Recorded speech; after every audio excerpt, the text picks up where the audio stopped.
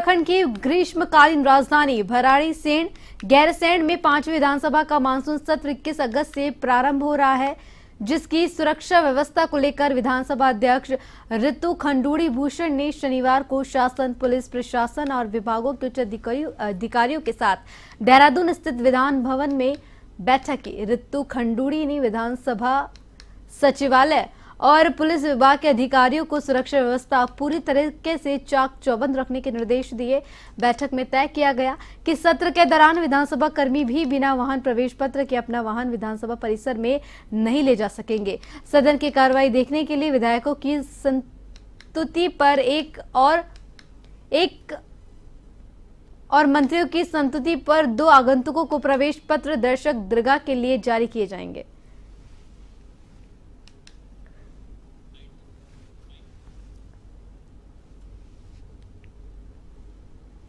को सबको पता ही है कि 21 तारीख से भराड़ीसैंण गैरसैंण में सत्र आहूत हुआ है और आज सुरक्षा बैठक ली गई ताकि सुविधाएं जो हमें वहाँ देनी है, जो लोग वहाँ पहुंचेंगे उस पर बात हो सके, सुरक्षा पर बात हो सके, पानी बिजली की व्यवस्था वहाँ सुचारू रहे, इस तरह की बात हो सके, सुरक्षा वहाँ सभी के लिए रहे। तो आज सभी अफसरान सीएस और डीजीपी के साथ सारे अफसरान पहुंचे थे और सभी को निर्देशित कर दिया गया है कि जो भी वहां पर करना है, कार्य करना है, ताकि हमारा सत्र सुचारू रूप से चले, इसके लिए सब अपनी जिम्मेवारी को वहां पर निभाएं। काशीपुर में विजिलेंस की टीम ने परिवहन निगम के सहायक महाप्रबंधक को 9,000 रुपयों की रिश्वत लेते रंगे हाथों गिरफ्तार किया। उन पर काशीपुर में अनुबंधित बसों के मनमर्जी से संचालन का आरोप लगा है। शिकायतकर्ता अनुमोदित बस के संचालक मनीष अग्रवाल ने बताया कि डिपो के सहायक महाप्रबंधक रूटों के निर्धारण के नाम पर रिश्वत मांगते हैं। उसके अनुसार जो रिश्वत नहीं देता था, उसकी गाड़ियों को अनेक बहाने बनाकर गाड़ियों को खड़ा कर देते थे। कभी परिचालक को रास्ते से ही वापस बुला लेते थे।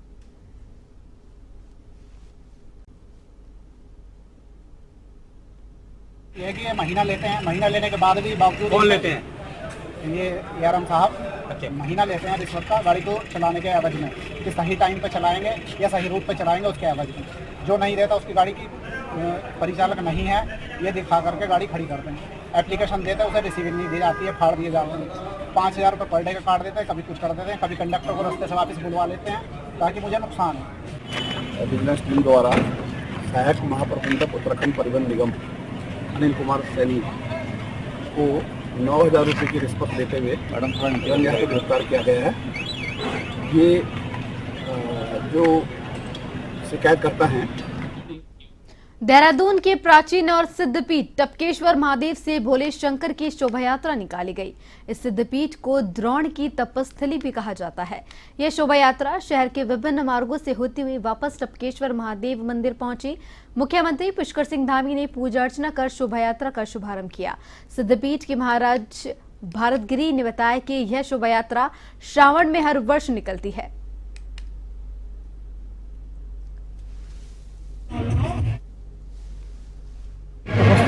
आज सब जानते हैं और टपकेश्वर महाराज बड़े दयालु कृपा हुए, आज उनकी कृपा ही सब पे बरस रही है। और आज से बढ़कर और भी देहरादून में कोई त्यौहार नहीं है और हर बार कुंभ से बड़ा कार्यक्रम उत्तराखंड में टपकेश्वर भगवान का ही होता है और ये सनातन का धर्म का ये दर्शन है। और अभी हम लोग गुजरात बहादुर नदी में ये भी स्वयं शिवलिंग यहाँ पे भी महंत नरेंद्र महाराज हमारे गुरु भाई ने टपकेश्वर और गुजरात ये दोनों शाखाएं हमारी।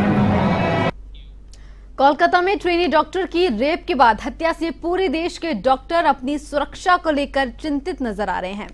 राजधानी देहरादून में भी सभी अस्पतालों में ओपीडी सेवाओं को बंद रखा गया। हालांकि इस दौरान डॉक्टरों ने इमरजेंसी सेवाओं को जारी रखा। आपको बता दें कि इंडियन मेडिकल एसोसिएशन ने हड़ताल का आह्वान किया है। तो वहीं राजधानी देहरादून में विभिन्न अस्पतालों के डॉक्टर सरकार से अपनी सुरक्षा और दोषियों को फांसी देने की मांग कर रहे हैं। इसके अलावा महिला डॉक्टरों और स्वास्थ्य कर्मियों की सुरक्षा को लेकर भी डॉक्टरों ने केंद्र और राज्य सरकार से ठोस कदम उठाने की मांग की है।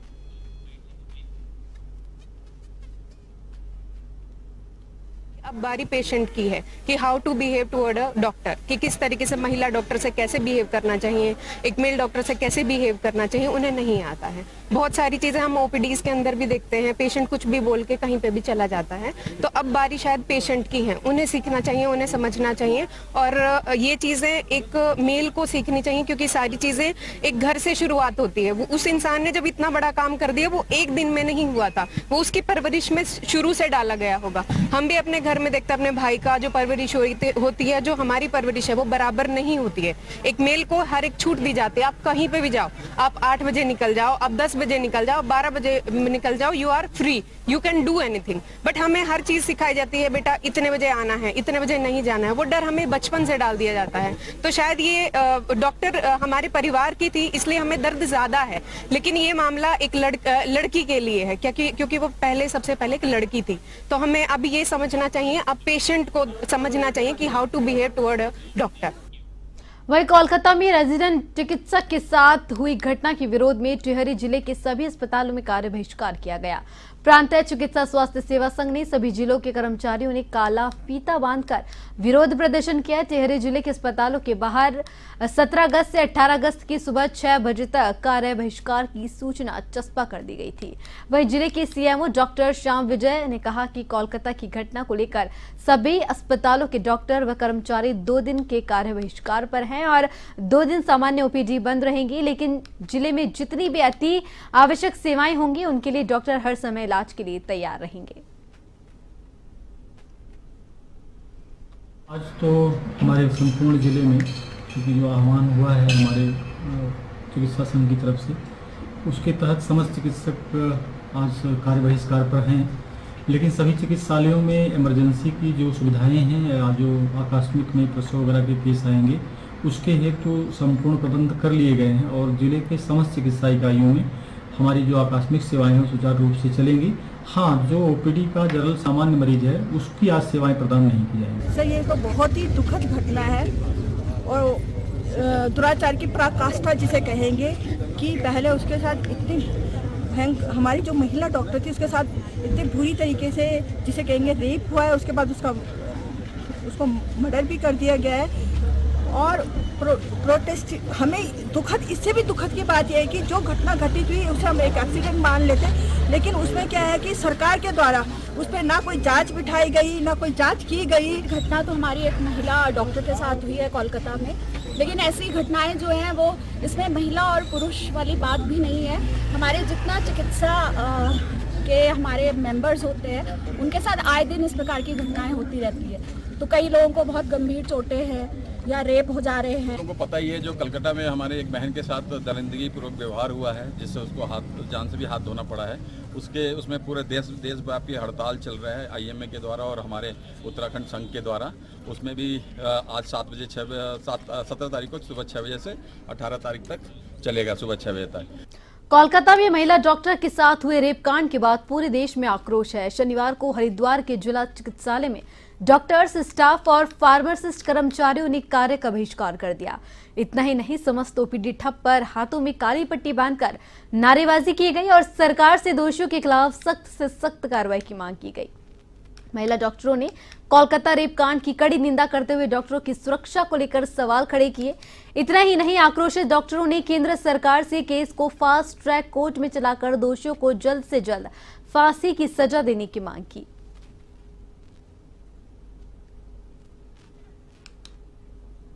हमारे पूरे चिकित्सा संवर्ग में बहुत ज़्यादा रोष है और हम आम जनता से इस चीज़ की मांग करते हैं कि हमारा साथ दें, क्योंकि वो लड़की केवल एक डॉक्टर नहीं थी, वो एक बेटी भी थी, पूरे भारत की बेटी थी। और ये जो अपराध हुआ है वो किसी भी फीमेल के साथ हो सकता है, किसी के भी साथ हो सकता है। और ये कृत्य अगर अपनी ड्यूटी देते हुए हो रहा है तो इससे ज़्यादा खराब शर्मनाक बात और क्या हो सकती है। हमें अपनी बेटियों को सुरक्षित महसूस कराना होगा। हमें अपने डॉक्टरों को ये कॉन्फिडेंस देना होगा कि जहाँ वो सेवा दे रहे हैं वो वहाँ पे महफूज है, वो वहाँ पे सुरक्षित है। घटना से सभी का बहुत दिल दुखा है। कहने को तो 78 साल हो गए हैं हमें स्वतंत्र हुए, लेकिन आज भी हम महिलाओं की सुरक्षा के मामले में स्वतंत्र नहीं हैं। जिस देश में महिला को माता की तरह पूजा जाता था, आज उसी देश में दिल दहलाने वाली दरिंदगियां उनके साथ हो रही हैं। क्या दोष था उस हमारी महिला डॉक्टर का जो 36 घंटे की ड्यूटी करने के बाद अगर आराम करने गई थी? क्या ये उसकी गलती है? कोलकाता में एक ट्रेनी डॉक्टर के साथ हुए रेप और मर्डर के विरोध में डॉक्टर और मेडिकल स्टाफ IMA के आह्वान पर 24 घंटे की देशव्यापी हड़ताल कर रहे हैं, जिसको लेकर मसूरी उप जिला चिकित्सालय में सभी डॉक्टर, स्टाफ, चतुर्थ कर्मचारी हड़ताल पर रहे हैं। विरोध रैली निकालकर जमकर नारेबाजी की गई। इस मौके पर सभी ने सरकार से दोषियों के खिलाफ सख्त कार्रवाई कर फांसी की सजा देने की मांग की है।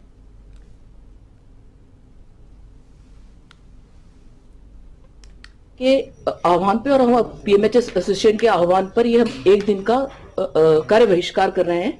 कोलकाता में हमारी जैसी किसी चिकित्सक के साथ एक निर्ममतापूर्ण हत्या कर दी जाती है, उसका रेप कर दिया जाता है। अब तो फोटो भी वायरल हो रही है। असलियत क्या है किसी को नहीं पता।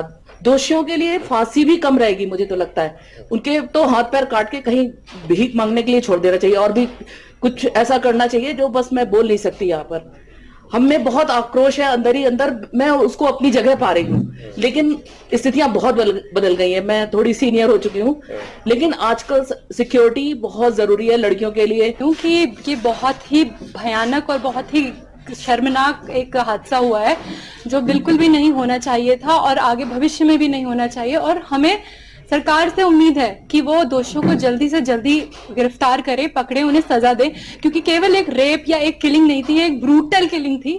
इस तरह की हमारे भी छोटे बच्चे हैं, कल की डेट में वो भी कॉलेजेस जाएंगे, तो हम कैसे उन्हें भेजें? सर मतलब वो पेशेंट्स के लिए, इसके लिए अपने घर को त्याग के बाहर निकलते हैं और उनके साथ ये होता है, तो इसके तो हम बिल्कुल विरुद्ध हैं। और आज की तो OPD नहीं हो रही है इस तरह से, तो हमें लगता है कि बिल्कुल होना ही नहीं चाहिए। OPD बिल्कुल स्थगित हो जानी चाहिए। नाक है कि हमारे महिला चिकित्सक के साथ ये हुआ। हमारे अस्पताल में आप देखते ही हैं कि भाई बहुत सी महिलाएं रहती हैं, चाहे वो लोअर क्लास से लेकर ऊपर तक जो भी हैं, उनकी सेफ्टी और बाकी जो चिकित्सक हैं या स्टाफ है, हमारा परिवार है, उनकी सेफ्टी के लिए आज ये कर रहे हैं हम, जिस इस चीज़ की पुनरावृत्ति ना हो। क्योंकि अगर ऐसे अपराध होते रहे बार बार अस्पतालों में, तो आने वाले टाइम में ऐसा होगा कि लोग कोई भी अपने बच्चों को डॉक्टर में नहीं बनाएगा, नर्सिंग नहीं बनाएगा। कोलकाता में डॉक्टर और उत्तराखंड में नर्स के साथ हुई घटना के विरोध में आज IMA हल्द्वानी के बैनर तले डॉक्टर्स में विरोध प्रदर्शन किए और आरोपियों को सजा देने की मांग की। डॉक्टर ने सुशील तिवारी अस्पताल से लेकर शहीद पार्क हल्द्वानी तक पैदल मार्च किया और सरकार से क्लिनिकल एक्ट बनाने की मांग की है और कहा कि पूरे देश में डॉक्टर कहीं भी सुरक्षित नहीं है। का तो आक्रोश है ही, लेकिन मैं ये हमेशा कहती हूँ कि सिर्फ डॉक्टरों के साथ ही नहीं है, ये हर समाज के लिए हमारी कुरीतियाँ जो हो रही हैं, जो ये इस टाइप का महिलाओं से काम क्या कहते हैं अभद्र व्यवहार किया जा रहा है, ये हर सेक्शन में है। महिला डॉक्टर्स में है, इधर तो आपके स्टाफों में है, हमारे अध्यापकों में है। ये अब आज की नई बात नहीं है, तो ये इसीलिए मैं सिर्फ डॉक्टर्स नहीं, मेरे ख्याल से मैं सिर्फ सारी वुमेन्स की सुरक्षा के लिए बात करूंगी। माहौल कुछ ऐसा क्रिएट होना चाहिए कि आदमी थोड़ा सा भी गलत ढंग से देखने से भी डरे, क्योंकि जब तक इस तरह की सजाएं नहीं होंगी, जब तक ये इस तरीके के लोग छूटते रहेंगे, लोगों को पॉलिटिशियन प्रोटेक्शन मिलेगा, तब तो कुछ नहीं हो सकता।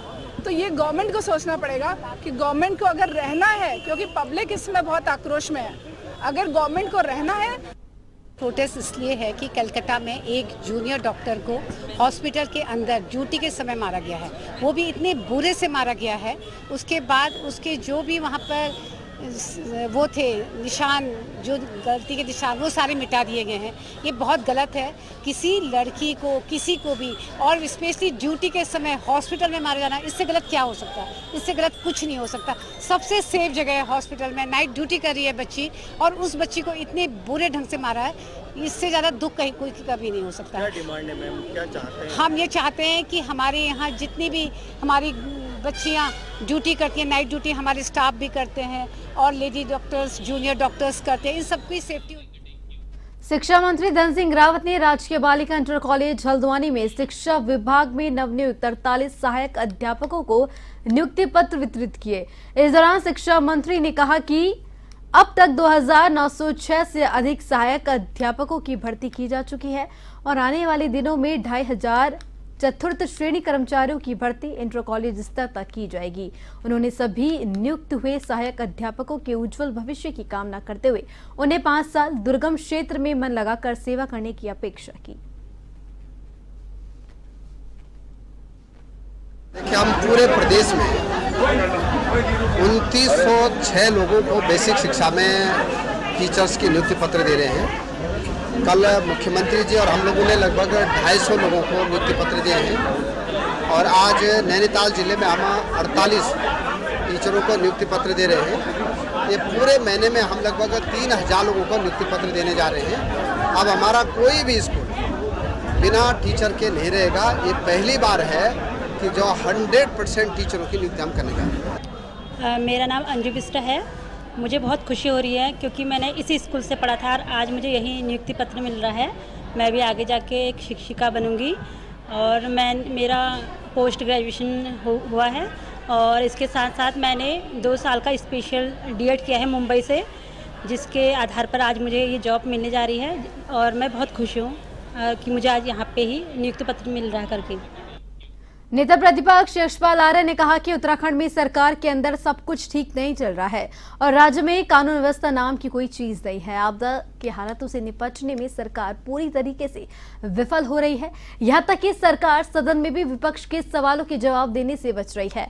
मानसून सत्र पर यशपाल आर्य ने निशाना साधा और कहा कि विधानसभा सत्र को मात्र 2 दिन का कर दिया गया है, जबकि सवालों की लिस्ट 500 के करीब है। हकीकत यह है कि सरकार सभी सवालों से बच रही है।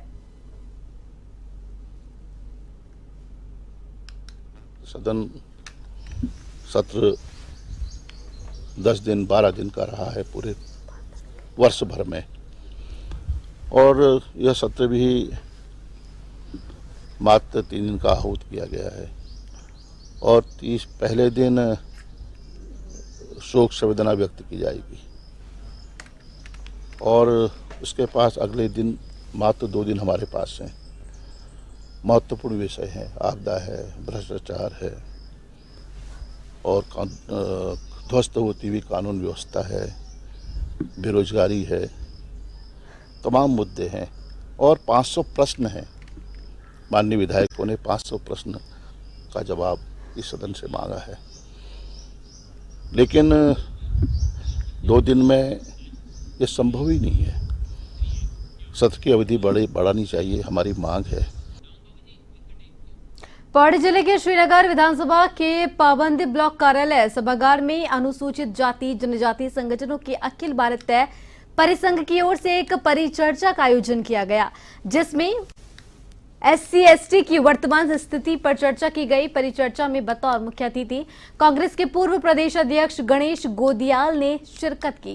इस दौरान अनुसूचित जातियों के उपवर्गीकरण पर सुप्रीम कोर्ट के क्रीमी लेयर और नॉन क्रीमी लेयर के फैसले को लेकर नाराजगी जताई। साथ ही आगामी 21 अगस्त को विरोध स्वरूप भारत बंद का भी समर्थन किया।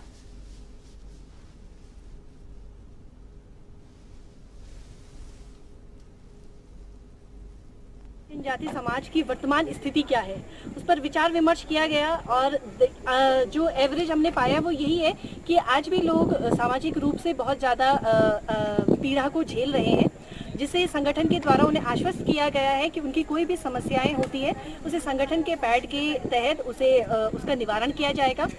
बैठक में हमारे भीम आर्मी के जो संयोजक है श्री सुरेश चंद्र मुयाल जी, वो मौजूद थे और परिसंघ के देश भर में कुछ राज्यों में मानसून कमजोर पड़ रहा है, तो वहीं उत्तराखंड में अभी भी भारी बारिश का दौर जारी है। उत्तराखंड में पहाड़ से मैदान तक बादल तक मंडरा रहे हैं। अगले कुछ दिन भारी बारिश का क्रम बना रह सकता है। देहरादून, नैनीताल, चंपावत, बागेश्वर और उधम सिंह नगर जिलों में कहीं कहीं गरज चमक के साथ बारिश होने की संभावना है। वहीं संवेदनशील इलाकों में लैंडस्लाइड की भी आशंका जताई गई है।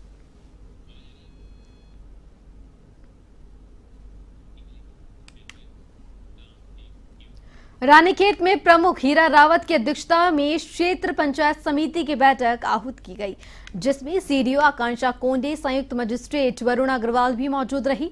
बैठक में स्वास्थ्य, पेयजल, राशन कार्ड, बिजली, पशुपालन सहित कई मुद्दे छाए रहे।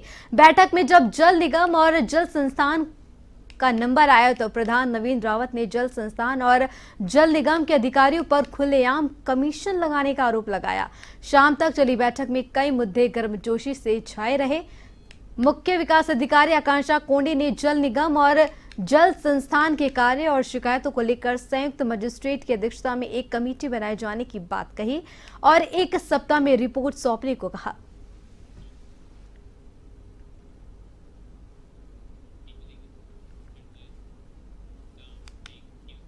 देहरादून के प्रतिष्ठित आनंदम रेस्टोरेंट की शर्मसार करने वाली घटना सामने आई है। यह रेस्टोरेंट के लेडी वॉशरूम में हिडन कैमरा लगा हुआ मिला। होटल में खाना खाने पहुंचे ग्राहकों को पता चला तो हंगामा हो गया। देर रात कैंट कोतवाली पुलिस ने रेस्टोरेंट मालिक और कर्मचारी के खिलाफ मुकदमा दर्ज कर लिया है। पुलिस वहां पहुंची लेकिन कोई डिवाइस नहीं मिला, जिसके बाद एक कर्मचारी से पूछताछ की गई तो उसने कबूला कि छत पर कभी कभी अपना मोबाइल कैमरा ऑन करके रख दिया जाता था, जिसके बाद उसे गिरफ्तार कर लिया गया और आगे की उचित कार्रवाई की जा रही है।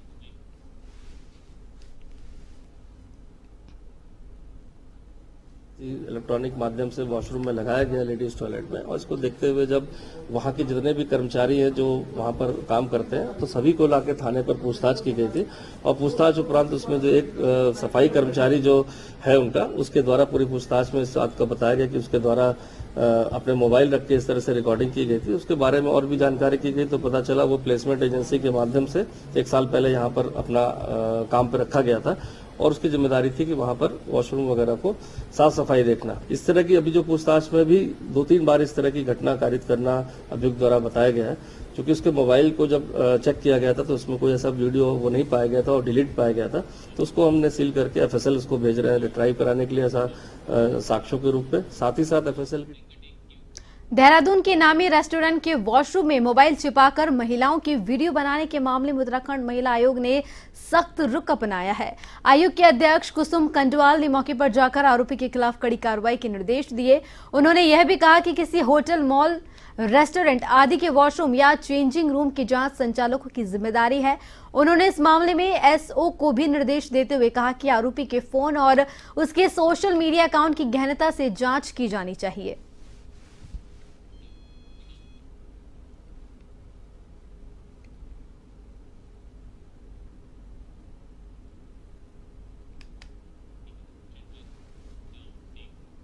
राजधानी देहरादून के ओबीसी आयोग कार्यालय में ओबीसी आयोग के अध्यक्ष संजय नेगी ने सभी अधिकारियों के साथ आयोग की सुनवाई की। इस बीच संजय नेगी ने कहा कि पिछले कई वर्षों से विभिन्न जनपदों के केस ओबीसी आयोग में चल रहे हैं और पिछले 1 साल में लगभग 21 केस जो पीछे 5 से 6 सालों से चल रहे थे उन्हें समाप्त कर लोगों को न्याय देने का काम किया है। साथ ही उन्होंने कहा कि प्रत्येक जनपद में विशेष कैंप चलाए जाएंगे और जनता की समस्याओं को सुनकर उनकी समीक्षा करने के साथ उन समस्याओं का भी समाधान करवाया जाएगा। अन्य पिछड़ा वर्ग आयोग उत्तराखंड में राज्य बनने के बाद से यहाँ पर इसका गठन हो गया था और मैं पहले यहाँ पर पिछड़ा वर्ग आयोग में उपाध्यक्ष रहा हूँ और उपाध्यक्ष के नाते और 1 वर्ष लगभग मैं कार्यकारी अध्यक्ष के रूप में मैंने जो काम किया। उत्तराखंड पिछड़ा वर्ग आयोग में कई वर्षों से यहाँ पर जो भी जितने प्रकार की समस्याएं होते हैं ऐसे कई प्रकार के केस चल रहे हैं विभिन्न जिलों के। तो हमने पिछले 1 साल के कार्यकाल में लगभग 21 केस हमारे जो यहाँ पर चल रहे थे। कोलकाता की घटना का सभी जगह भारी आक्रोश देखा जा रहा है। रुड़की में निजी डॉक्टर सड़कों पर उतर आए हैं। उन्होंने रैली निकाली और काला फीता बांधकर विरोध प्रदर्शन किया। उन्होंने कार्य का बहिष्कार कर पूरे कस्बे में रैली निकाली। इस दौरान चिकित्सकों ने आरोपियों को फांसी दिए जाने की मांग की है।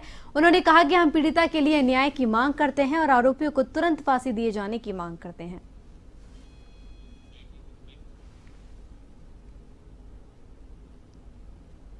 जिस तरीके से बंगाल में भयावह घटना जो हुई है, एक देश की बेटी एक डॉक्टर के साथ इतना दुष्कर्म करने के बाद उसका मर्डर किया गया, उसके लिए हम ये रैली निकाल रहे हैं और उसको इंसाफ मिलना चाहिए।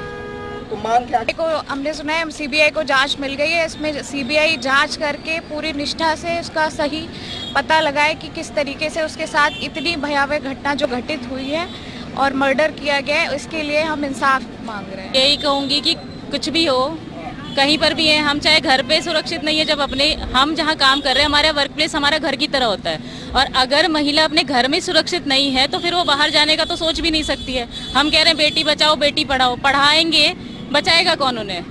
डॉक्टर्स जो दूसरों को बचा रहे हैं, नर्सेज जो दूसरों को बचा रही है, हम आप लोगों के लिए रात रात अपना टाइम दे रहे हैं, हम अपना घर छोड़ करके आपकी केयर कर रहे हैं, आपकी फैमिली को बचा रहे हैं, और आपकी फैमिली का कोई मेंबर आके हमारे साथ बुरा कर रहा है, तो ऐसा तो कुछ नहीं होगा।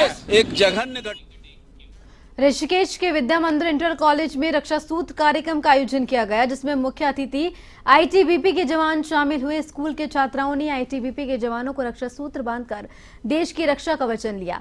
कार्यक्रम का शुभारंभ स्कूल के प्रधानाचार्य उमाकांत पंत और आईटीबीपी के सब इंस्पेक्टर चित्रमणि बड़ोनी ने दीप प्रज्वलित कर किया। प्रधानाचार्य उमाकांत पंत ने आईटीबीपी के जवानों को स्कूल में आने पर शॉल उड़ाकर सम्मानित किया।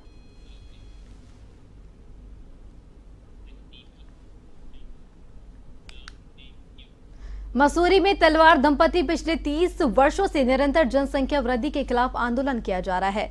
यह आंदोलन कोई सड़क जाम या फिर प्रदर्शन नहीं है, बल्कि उल्टी पैदल यात्रा के तहत किया जा रहा है। उन्होंने हम दो हमारे दो और सुखी परिवार के भी नारे लगाए। तलवार दंपति देश के 400 शहरों में घूमकर आम जनमानस को बढ़ती जनसंख्या के प्रति जागरूक करने के लिए मुहिम चला रहा है। वही केंद्र सरकार से जनसंख्या नियंत्रण किए जाने को लेकर कानून बनाने की मांग की गई है। दंपति ने बताया कि लाखों की संख्या में पोस्ट कार्ड पोस्ट ऑफिस के माध्यम से प्रधानमंत्री कार्यालय को भेजे गए हैं। साथ ही बताया गया कि पूर्व प्रधानमंत्री से मिलने के लिए भी समय मांगा गया है, लेकिन किसी ने नहीं दिया। उन्होंने केंद्र सरकार को जनसंख्या नियंत्रण किए जाने को लेकर कई सुझाव भी दिए। 30 साल से देश की सरकारों से ये मांग कर रहे हैं कि देश में अब 2 बच्चों का कानून बनना चाहिए, और ऐसा शायद भारत में होता है।